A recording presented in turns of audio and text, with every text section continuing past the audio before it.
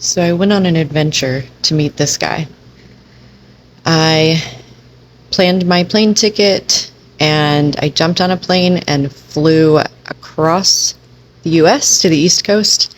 And on my way in Chicago O'Hare Airport, right by the gate that I was getting on to go see him that day, was the Spirit of the Red Horse.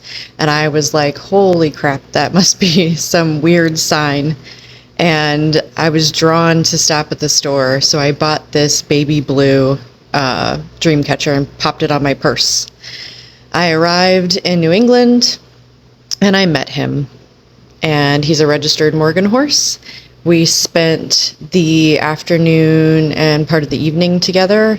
This was me leading him for the first time, and just trying to kind of figure each other out. I took some pictures to send to my trainer. I had my first PPE done, which was fascinating to see how his hooves looked. The doctor suggested doing stifle x-rays. Everything came back good and clean, and everything looked good to my trainer of farriers and doctors. So the next day, I purchased him and I organized a transport across the country. This is his second time being trailered. The first time was with his mama. So they said he got right on, and he was a big boy, and he got his hay bag, and he traveled 8.5 hours the first day and 9.5 hours the second day, which was crazy to me. He also had to stay in a locked stall for the first time halfway through the night.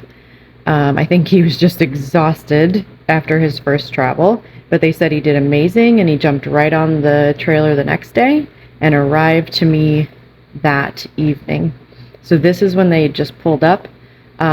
Jeff, the guy that hauled him, was right there standing next to me and telling me how awesome and what a great job he did being a 2-year-old, getting in on and off the trailer, being in the stall. He just was really pretty impressed with him. And this is Jeff getting him off of the trailer and just trying to make his first trailering experience as good as it could be. So I was absolutely pleased with Jeff being my hauler and getting him here safe and sound.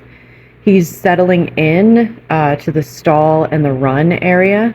He was extremely nervous, full of energy, total 2-year-old. And it's just going to be a really interesting journey. I decided to name him Keith after my late grandfather. It was his middle name, and it means woodland or forest. And because of Hickory being my other boy, nature-themed and tree-themed, I wanted to stick with something like that for my life. So, welcome, Keith.